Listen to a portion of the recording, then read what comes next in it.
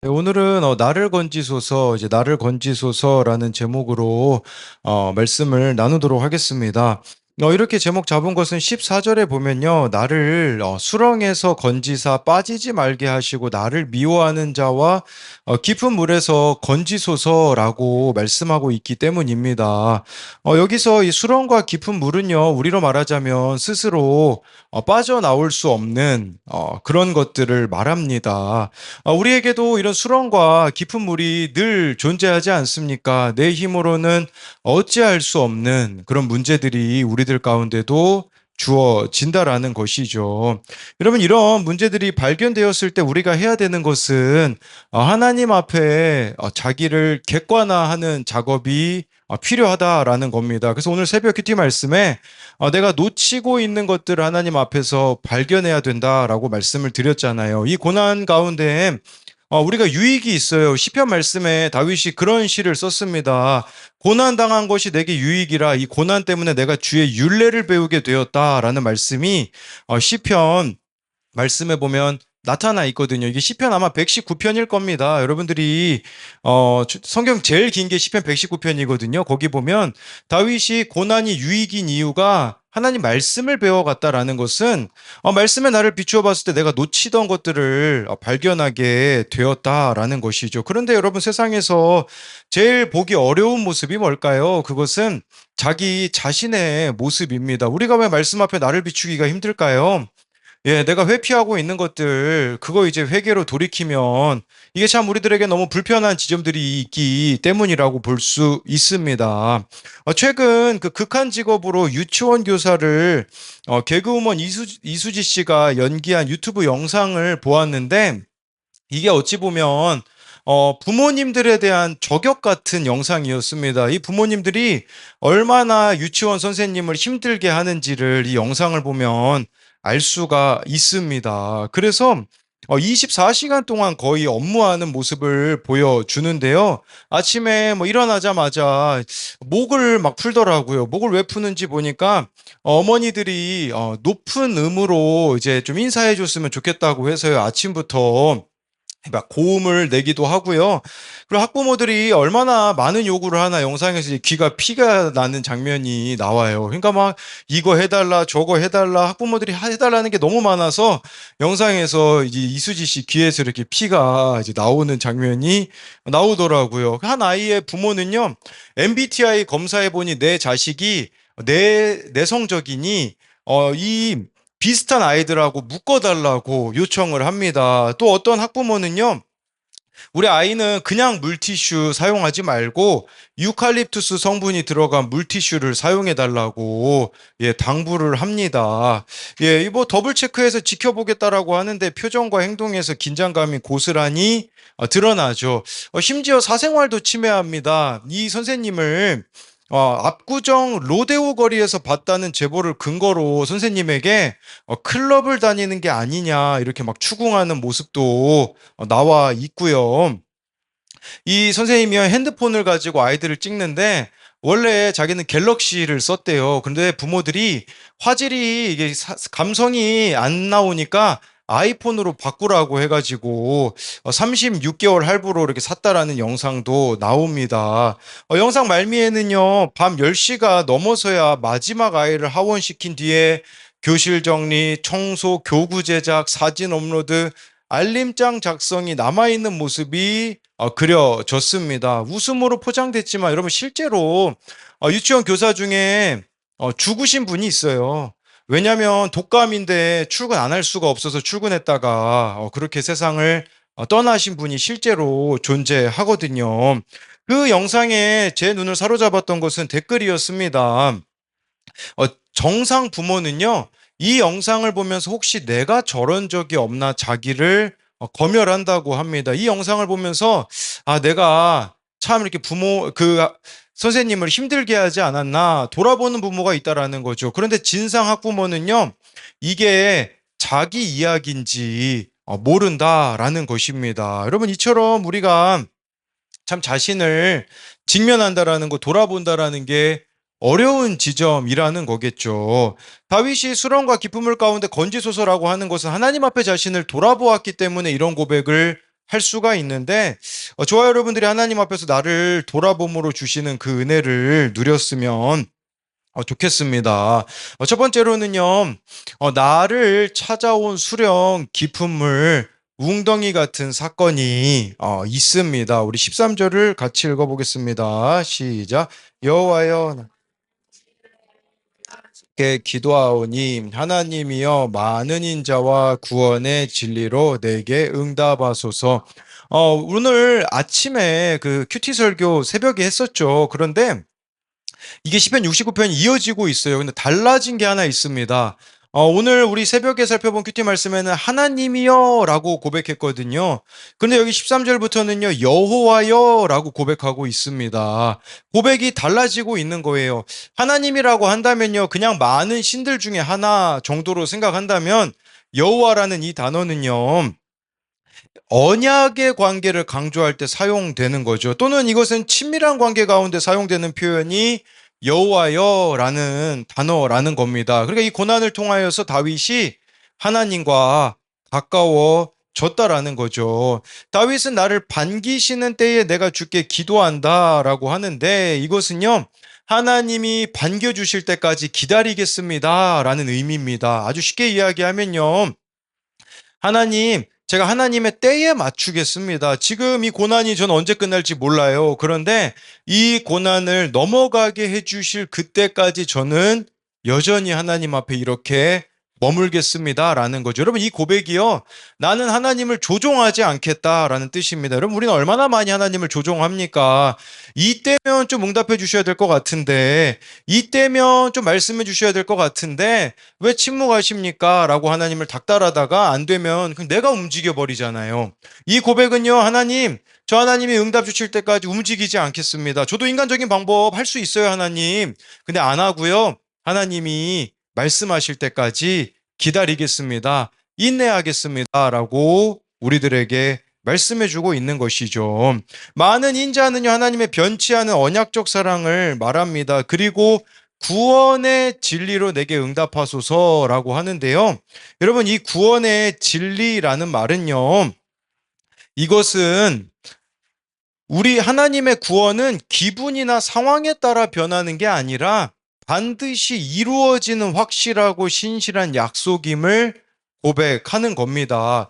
그러니까 다윗이 구원의 진리로 응답하여 달라고 한다라는 것은요, 하나님, 지금 상황, 느낌 이런 거 안 믿겠습니다. 기록된 말씀 붙들고 기도하겠습니다. 라는 의미입니다. 여러분, 우리가 고난 가운데 있으면요, 얼마나 많은 소리들이 들리는지 모릅니다. 우리들에게 적당히 하라고, 타협하라고, 얼마나 많은 소리들이 우리들 가운데 들려집니까?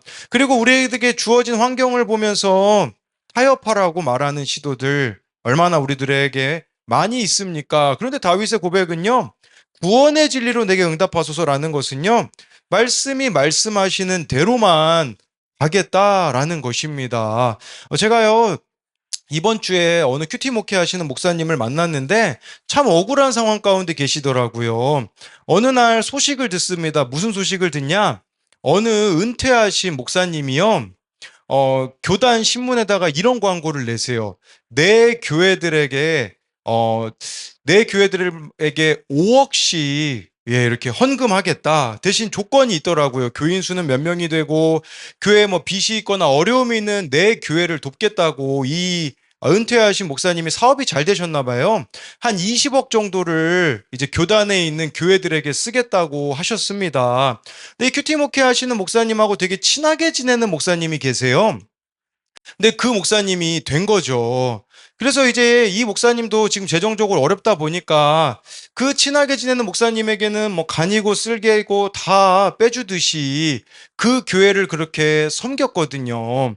그러니까 이 목사님도요, 혹시나 지금 교회 상황이 너무 어려운데 그분 연락처를 좀 알 수 있겠냐고 그 친하게 지내는 목사님에게 물어봤다고 합니다. 저녁이 됐는데 연락이 안 왔다고 합니다. 그래서 목사님이요, 교단 신문을 이렇게 다 찾고 있는데 그때 전화가 왔다고 해요. 이 친하게 지내는 목사님이 뭐라고 이야기하시냐? 목사님, 절대 신문에서 그 목사님 연락처 찾을 생각하지 마세요라고 이야기를 했다고 하더라고요. 왜 그런 말을 했을까요? 아직 3억은 받았는데 2억은 받지 못한 상황이기 때문에 혹시나 이 목사님이 그렇게 그분에게 도움을 받게 되어지면 자신의 교회에 오는 이것이 사라질까 봐 그러하였다고 하더라고요. 뭔가 논리적으로라도 이해가 되면 이 목사님은 이해를 하겠죠. 어려운 상황 아니겠습니까? 그런데 그 목사님이 저에게 뭐라고 하셨는 줄 아십니까? 이렇게 이야기하시더라고요. 목사님, 제가요, 구속사가 아니었으면 그 목사님하고 관계를 끊었을 겁니다. 라고 이야기를 하시더라고요. 여러분, 그게 구원의 진리로 내게 응답하소서라는 거예요. 인간적으로 보기에는 너무 억울해요. 그런데 중요한 것은 구원의 진리 말씀이 우리들에게 뭐라고 하시는가죠. 그래서 이 목사님이 어떤 적용을 하셨냐? 사과를 사가지고 그 목사님을 찾아가서 관계를 회복하셨다고 하더라고요. 여러분, 이것이 인간적인 마음으로 가능하겠습니까? 불가능하죠. 저는 이 큐티 목회 하시는 분들이 다 그런 이야기를 하세요. 부속사가 아니었다면 자신은 잘못된 방향으로 나아갔을 거라고 하시더라고요. 어느 목사님은요, 아들이 여자친구가 생겼대요. 그래서 이 목사님 원래 자기 본성대로 하면 어떻게 하냐? 그 아들 머리를 밀고 학교를 못 나가게 자퇴시키려고 했다고 합니다. 그런데요, 이 목사님이요, 말씀에 물어보시는 거예요. 이것을 어떤 구원의 사건으로 봐야 되는지를 보는 거죠. 어떤 결정을 내렸냐면요, 그 아들을 용납하고 다시 새로운 방향으로 세워가는 그 결정을 했다고 하더라고요. 여러분, 이게 바로 구원의 진리로 내게 응답하소서라는 거예요. 우리 내 방법대로 반응할 수 있어요. 내 힘과 능력대로 마음대로 할 수 있어요. 그런데 이 구원의 진리로 내게 응답한다라는 것은 그렇게 하지 않겠다라는 거예요. 하나님, 말씀만 하옵소서. 저는 그대로만 나아가겠습니다. 하나님, 저의 이런 인간적인 방법들, 인간적인 생각들 다 내려놓기 원합니다. 세상적인 방법으로 나아가지 않겠습니다. 그런 자들에게 하나님은요, 많은 인자, 은혜를 베풀어 주신다라는 것입니다. 우리 계속해서 14절, 15절 말씀을 읽어보겠습니다. 시작. 나를 수렁에서 건지사 빠지지 말게 하시고 나를 깊은 물에서 건지소서.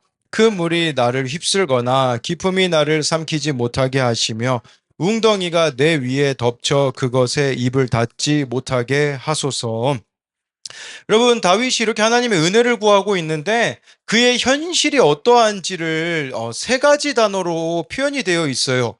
수렁, 깊은 물, 웅덩이라고 표현이 되어 있어요. 이게 다윗이 지금 마주하고 있는 현실입니다. 여러분, 이 세 가지의 특징이 뭘까요? 내 힘으로는 도저히 감당할 수 없는 문제를 뜻한다라고 볼 수가 있는 것입니다. 다윗이 저는요, 이 시편이 배경이 두 가지 중에 하나라고 설명드렸잖아요. 근데 제가 보기에는 다윗이 왕이 된 후에 압살롬에게 반역당한 후에 쓴 시라는 생각이 들어요. 그런 관점으로 보면요. 수렁, 그리고 여기 나와 있는 깊은 물 웅덩이라는 것은 왕인 자신도 감당할 수 없는 문제를 만나게 되었다라는 거죠. 여러분, 그러면 그것은 축복일까요? 저주일까요? 우리가 생각하기에는 저주처럼 보일지 몰라요. 그런데 여러분 한번 생각해 보십시오. 내가 왕으로 살아가는데 수렁, 깊은 물, 웅덩이가 없으면 우리가 우리 인생을 어떻게 살아갈까요?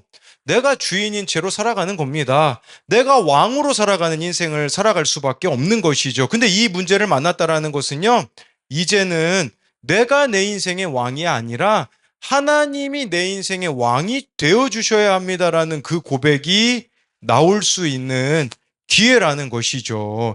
여러분, 우리는요, 어지간해서는 하나님을 의지하지 않습니다. 어지간해서는요, 내가 주인이 되어서 웬만한 문제들은 이리 회피하고 저리 회피하면서 살아가게 되어지는 것이죠.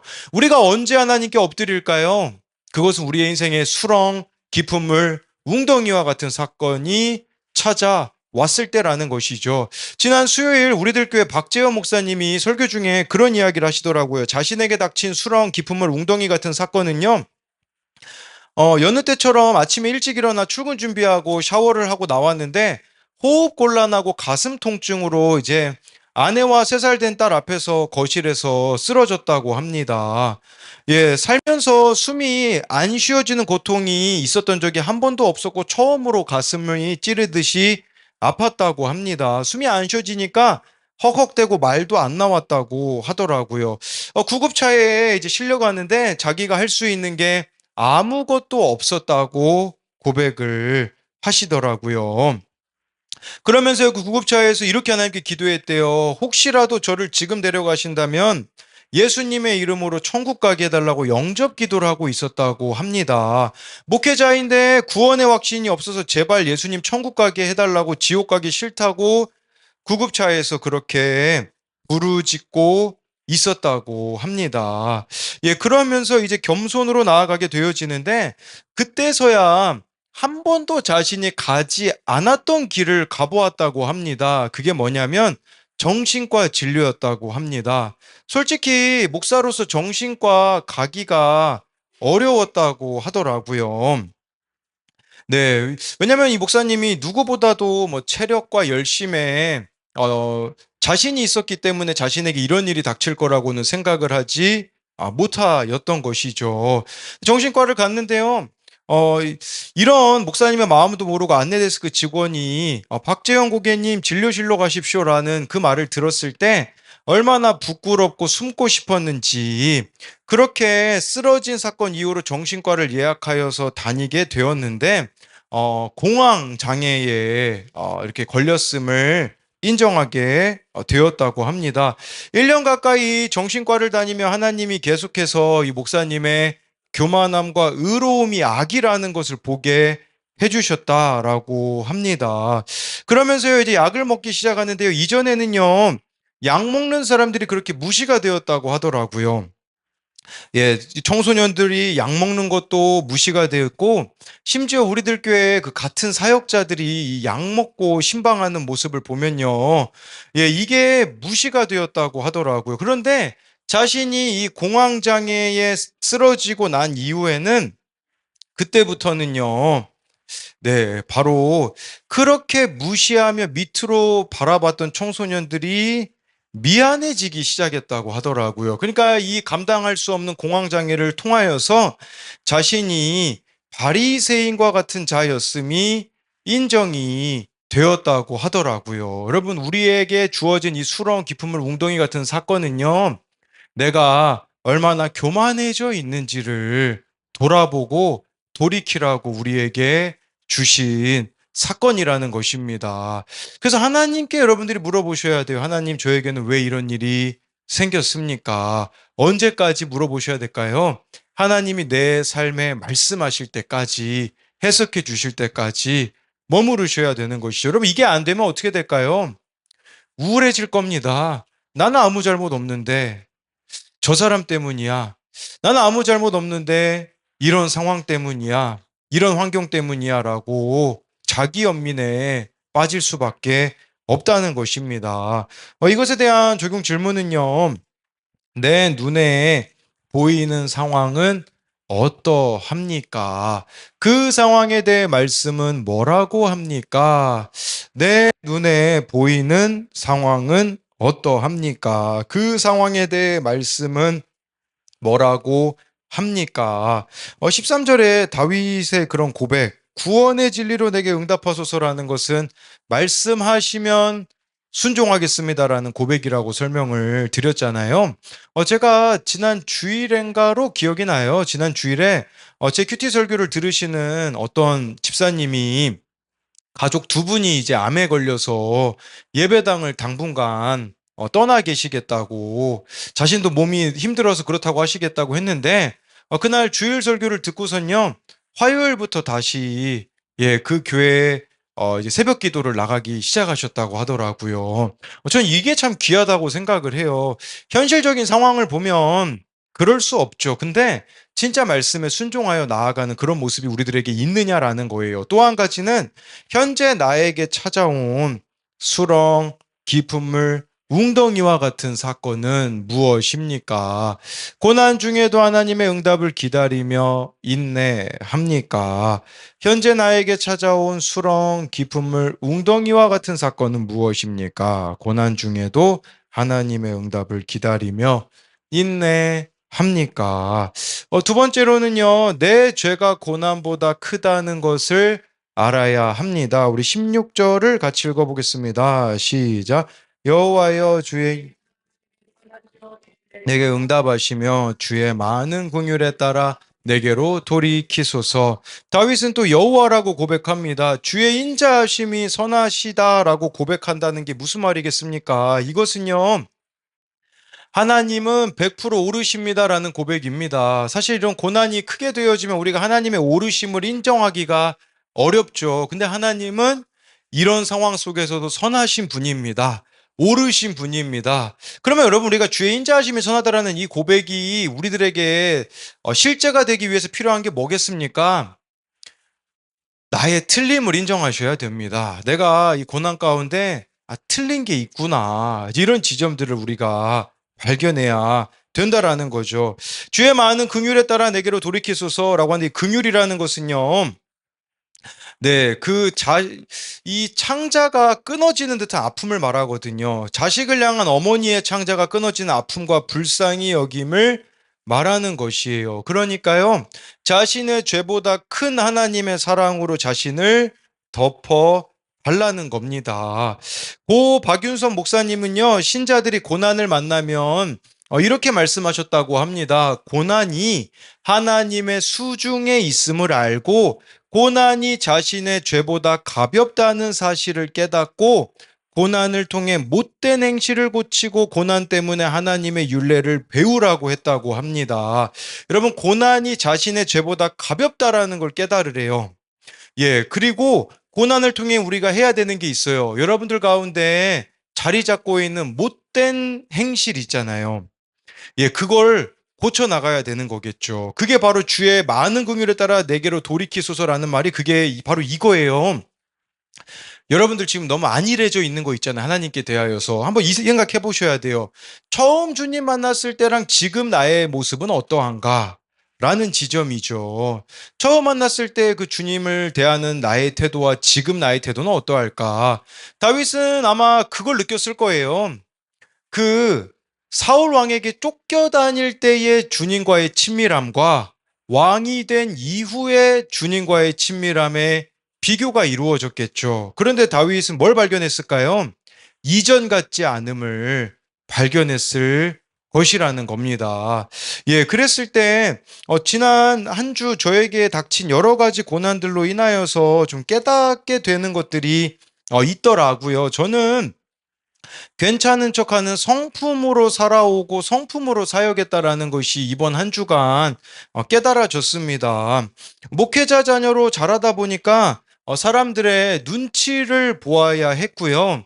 그것이 남도 속이고 나도 속이고 있음을 발견했습니다. 제가 지난 주일에 아내 몰래 볼펜과 소형 스피커를 샀다고 하였는데, 왜 그랬는지를 이제 이번 주에 알게 되더라고요. 그게 피해의식 때문임을 보게 되었습니다. 이게 무슨 말이냐? 사람들에게 보여지지 않는 거기 때문에 이런 작은 것에 대하여서는 제가 욕심을 부리고 있더라고요. 큰 거는요, 드러나는 것이기 때문에 제가 막 함부로 사지 못하는 지점이 있거든요. 그러면서 스스로 뭐라고 제가 말하냐? 나는 돈에 욕심이 없다라고 말하거든요. 그리고 무슨 장면이 떠오르냐면 두 장면이 떠오르더라고요. 하나는요, 제가 필리핀에서 유학 생활할 때 비싼 농구화를 샀거든요. 왜 거기선 비싼 농구화를 샀을까요? 거기는 우리 교회 성도들이 안 계시거든요. 사람들이 모르는 곳이니까 거기서는 제 욕심을 따라 살고 있는 모습. 그리고 또 한 가지 장면이 떠올랐는데, 그건 뭐냐? 부목사실에 보면요, 이 세 가지 그 운동기구가 있어요. 하나는 저희 그 매형 아시는 분이 준, 예, 그런 이런 기구, 운동기구 하나 있고요. 예, 또 자전거가 있고 또 러닝머신이 있거든요. 그러면 제가 부목사실에서 말씀 양육을 하거나 누구를 상담해 주잖아요. 들어올 때마다 그 사람들에게 제가 뭐라고 얘기하는 줄 아세요? 이렇게 얘기해요. 이거 제가 산 거 아니에요. 오해하지 마세요. 그러니까 저는요, 자꾸 좋아 보이려고 하는 괜찮아 보이려고 하는 것들이 있다 보니까요. 안 되겠더라고요. 그리고 저한테 많은 분들이 다 막 물어보세요. "이런 문제 어떻게 해야 될까요? 저런 문제 어떻게 해야 될까요?" 이제 상담 좀 그만 받으려고요. 왜냐하면 그날 말씀에 스스로 물어봐야 되는데 다 저한테 물어보게 되니까요. 지금 제가 좀 상당히 좀 어려워진 상태예요. 이제 막 숨이 안 쉬어지고요. 오늘 기도 모임을 못 들어갔어요. 네, 이게 마음이 막 두려움이 좀 있다 보니까 들어갈 수가 없겠더라고요. 그러니까 너무 많은 짐을 그냥 이렇게 제가 괜찮은 척하면서 다 지려고 하다 보니까 못 지는 지점이 온 것 같아요. 뭐 가능하다면 저도 다음 주쯤에 한번 뭐 정신과 진료도 받아볼 수 있으면 좀 받아봐야 되지 않나. 이런 생각도 좀 해보게 되고, 이제는 이런 식으로 내가 사역하면 진짜 안 되겠다라는 생각이 들더라고요. 예, 여러분, 우리 지름길 좀 이제 그만 좀 하자라는 거예요. 우리 너무 신앙생활 안일하게 하는 거 있잖아요. 모르면 왜 저한테 물어봅니까? 하나님께 먼저 물어보셔야죠. 근데 저한테 물어봄으로써 막 제가 대답해 주는 거 저만 막 하나님께 매달리고 있는 거예요, 보니까. 예, 그러니까 이거 아니겠더라고요. 이거는 성도들을 병들게 하는 거구나. 그럼 문제가 있으면요, 그날 큐티 말씀 들으세요. 그리고요, 이 자리에 와서 기도 좀 하십시오. 그러면 하나님이 가르쳐 주실 텐데, 그거는 그냥 귀찮으니까 다 안 해버리고, 다 저한테 물어보니, 마치 저한테 다 짐을 떠넘기다 보니까요, 제가 이제는 감당할 수 없는 수준이 된 것 같아요. 오늘 막 무슨 고민을 하냐? 주일에 내가 설교할 수 있을까? 저는 이 설교에 대해서는 걱정해 본 적이 없는 사람이거든요.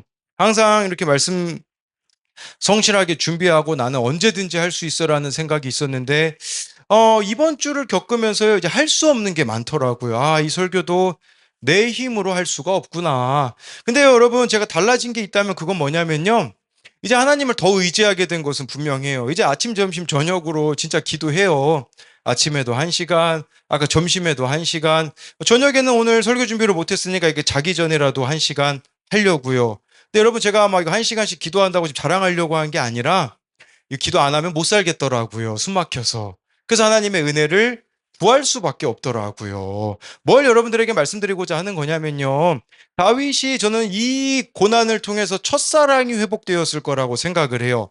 야, 나 그때 사울 왕에게 쫓겨다닐 때 그때 이렇게 하나님을 내가 붙잡았는데 근데 지금 이 압살롬이 나에게 반역을 함으로써 여러분 똑같은 상황이 주어진 거잖아요. 우리 똑같은 상황 마주하게 되면 뭐라고 말합니까? 트라우마라고 하죠. 이 트라우마 같은 상황 가운데요, 다윗이 이제 다시 하나님을 붙잡는 거예요. 하나님, 저 주님을 향한 그 첫사랑 잃어버렸습니다. 이제 돌이킬게요. 그때 내가 주님을 사랑하던 것처럼 지금 다시 주님께 나아가기를 원합니다라고 하는 고백이죠. 이건 그냥 제가 하는 말이 아니라 사무엘하 18장 5절에 이런 말씀이 나와요. 우리 같이 한번 읽어볼게요. 시작. 왕이 요압과 하여 이르되 나를 위하여 젊은 압살롬을 너그러이 대우하라 하니 왕이 압살롬을 위하여 모든 군 지휘관에게 명령할 때에 백성들이 다 들으니라. 이 지금 어떤 상황이냐면요. 반역을 일으킨 압살롬과 다윗의 군사들이 싸우기 직전이에요. 여기서 왕은 다윗입니다. 다윗이 요압, 아빗의 이때 군 지휘관들에게 뭐라고 명령을 내리냐? 나를 위하여 젊은 압살롬을 너그러이 대우하라 라고 말하고 있어요. 여러분, 이거 가능할까요? 다윗이 이 아들이 반역 일으키는 사건을 통해서 뭘 깨달은 게 있어서 하는 말이에요. 여러분, 나를 죽이려고 하는 사람에게 그 사람을 너그러이 대우하라라고 다윗이 말할 수 있었던 비결이 뭘까요? 여러분, 이 압살롬은요, 반역을 일으킨 자고요. 그 아버지의 후궁들을 강간하고 다윗을 광야로 쫓아낸 페류나입니다. 다윗에게는 이 상황이 트라우마죠. 사울에게 쫓기던 때가 생각이 났을 거란 말이죠. 그런데 다윗이 젊은 압살롬을 어떻게 너그러이 대우하라라고 할 수 있었을까요? 다윗이요, 반역당하고 나서부터 하나씩 하나님으로부터 깨달아지는 게 있었기 때문이에요. 다윗이 도망갈 때 있잖아요. 시므이라는 사람이 저주를 합니다. 그래서 그 저주의 말을 들으면서 다윗이, 여러분 우리 들을 말을 들었습니다 해야 된다고 하잖아요. 이 저주의 말을 들으면서 다윗이 하나님 앞에서 자신이 누구인지를 깨닫게 되어요. 또 우리로 말하면 그 모략가라고 할 수 있는 아이도벨이라는 사람이 원래 다윗 편에 있다가 압살롬 편에 서거든요. 아이도벨이 배반을 했죠. 그때 다윗이요, 오랜만에 기도해요. 이 아이도벨의 모략을 어리석게 하옵소서. 이게 무슨 말인 줄 아세요? 다윗이 기도 생활이 회복되었다라는 뜻입니다. 왕이 되고 나니 여러분 뭐 기도할 일이 뭐가 있었겠습니까? 군 지휘관들이 있겠다. 의지할 만한 사람들이 있겠다. 다윗이 기도하지 않았던 거죠. 그런데 이 압살롬의 반역 사건을 통해서 기도가 회복된 거예요. 그래서 하나님 앞에 기도하기 시작했다라는 것이죠.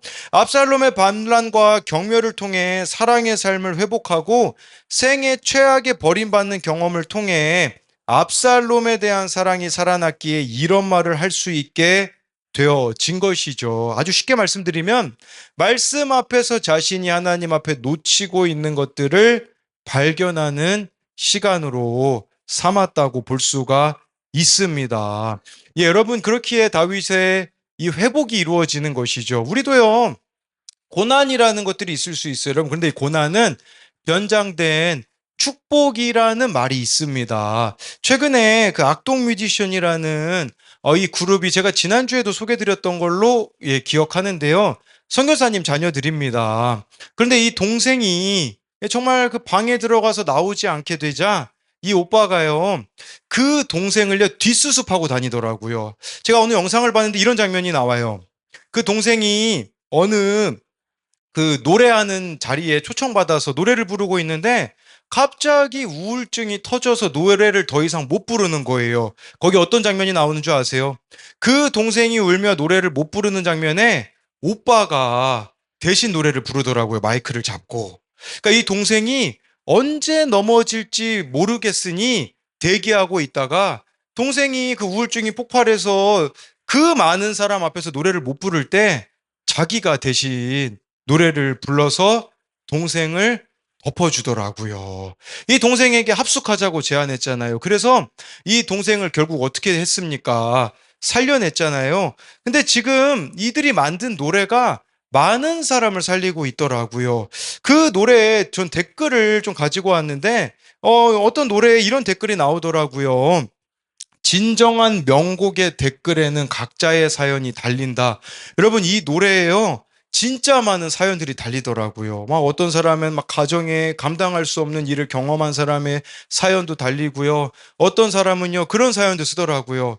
저 아내랑 같이 오래 살고 싶은데 제가 시한부 판정을 받았다고. 이 노래 들으면서요, 사람들이 자기 사연을 나누더라고요. 여러분, 진짜 말씀이 왕노릇하는 인생이 뭘까요? 이 말씀을 들을 때 나의 사연이 보이는 거죠. 하나님 앞에 돌아봐야 되는 나의 사연이, 숨기고 있었던 사연이 드러나지는 게 아닐까라는 생각을 해요. 그리고 또 이런 댓글도 거기 보니까 달려 있더라고요. 그 댓글은 무엇이었냐면, 동생을 살려내더니 기꺼이 나와 우리를 살려내는구나. 동생 한 사람을 살려낸 게 그 고백 속에서 이 노래를 통하여서 이제는 수많은 사람을 살려냈구나라고 하더라고요. 그리고 그 밑에 댓글에는요, 수연아, 지나간 시간 너의 아픔은 이렇게 다른 이를 위로하기 위함이었나 보다. 고마워라고 하더라고요. 야, 수연아, 네가 고난 가운데 있었지. 근데 그 고난 통해서 많은 이들이 살아나게 되었단다라고 어느 분이 댓글을 남기셨더라고요. 여러분, 고난이 축복인 이유가 어디 있겠습니까? 두 가지죠. 하나는요, 고난을 통해 우리는 첫사랑을 회복할 수가 있어요. 두 번째로 고난이 유익인 이유가 뭘까요? 그 고난을 통하여서 다른 사람들을 살려낼 수 있게 되어진다라는 것이죠. 저는 지금 제가 겪고 있는 상황이 코로나 때 딱 망했을 때 느낌 같아요.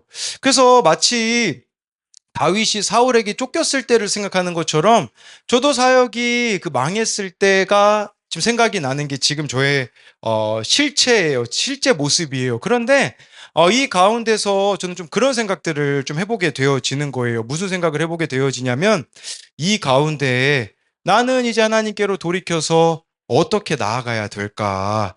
여러분, 제가 보니까요, 이제는 제가 좀 쓴소리 해야겠더라고요. 제가 우리들 교회 가 가지고 처방 들어봤거든요. 저처럼 처방 안 합니다, 여러분. 예, 처방이요 아주 세게 해요, 우리들 교회에서는요. 진짜 그 영혼을 사랑하기 때문이거든요. 이제는 제가 좀 쓴소리 해야 될 때가 온 것 같아요. 저는 웬만해서는 그냥 성품으로 다 넘겼거든요. 근데 이제는 좀 필요한 말 해주려고요. 제가 기다리다 지친 것 같아요. 네, 여러분들이 스스로 깨달을 때까지 기다리다가 제가 병들어서 안 되겠더라고요. 이제는 저를 미워해도 괜찮습니다. 그런데 진짜 여러분들을 좀 사랑하려고 해요. 지금은 좀 가짜 사랑했던 것 같아요. 가짜 여러분들을 사랑해가지고 해줄 말도 못하고요. 그냥 기다리고 있다가 그게 아니더라고요. 이제는 진짜 여러분들을 사랑하려고 해요. 제가 여러분들에 대하여서 이게 잘못됐습니다. 돌이키셔야 됩니다라고 하면 저를 미워하겠죠. 그 미움 좀 받으려고 합니다. 왜냐하면 성품으로는 이제 제가 감당이 안 되는 지경이 온 것 같아요. 하나님이 저에게 이번 한 주간 들려주신 메시지가 뭐냐면 너 그만 성품으로 사역해라. 성령으로 이제는 사역해야 된단다라는 그런 마음을 주시더라고요. 저도 괜찮은 척 이제 좀 안 하려고 합니다. 그리고요, 여러분들에게도 제가 진짜 구원을 위해서 제가 막 여러분 막 사적인 감정 때문에 막 여러분들 미워하고 혈기내고 그런 식으로 나아간다는 게 아니라 진짜 충분히 여러분들을 위해서 기도하고 사랑의 마음으로 좀 말할 수 있어야겠다라는 생각이 들더라고요. 그래서 제가 여러분들에게 때로는 쓴소리가 같은 말을 하면 이런 생각을 좀 해주셨으면 좋겠어요. 이 말을 하기까지 목사님이 얼마나 기도했을까? 그걸 좀 생각해 보시고 진짜 이제 우리도 바뀝시다. 그래서요, 1차적으로 여러분들에게 하고 싶은 쓴소리는요, 큐티 좀 하세요. 예, 이렇게 뭐 큐티 너무 안 해요. 양육 끝난 분들 거의 다 안 해요. 맨날 똑같은 멤버들의 나눔 이제 질립니다. 이 나눔 올리신 분들이 귀하지 않다는 게 아니라 안 올리시는 분들에게 제가 질렸다라는 뜻이에요. 이제는 나눔도 좀 꾸준히 올리시고요. 그만 고집도 좀 부리시고요. 이제는 좀 하나님 앞에 돌이켜지는 우리들이 되었으면 좋겠습니다. 네, 이것에 대한 적용 질문은요. 나는 고난을 통과하며 하나님과 더욱 가까워진 경험이 있습니까? 그때 하나님이 어떻게 임재해 주셨습니까? 나는 고난을 통과하며 하나님과 더욱 가까워진 경험이 있습니까? 그때 하나님이 어떻게 임재해 주셨습니까? 내 죄가 고난보다 크다는 것을 알고 들을 말을 들었습니다 하며 하나님 앞에 나를 돌이키고 있습니까? 내 죄가 고난보다 크다는 것을 알고 들을 말을 들었습니다 하며 하나님 앞에서 나를 돌이키고 있습니까?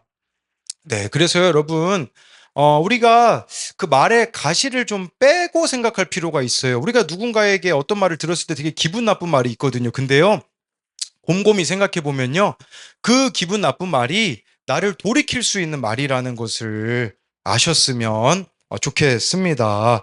예, 그래서 오늘 말씀을 요약하면요, 나를 건지소서의 고백은 고백 가운데 첫 번째로요, 나를 찾아온 수렁 깊은 물 웅덩이 같은 사건이 있습니다.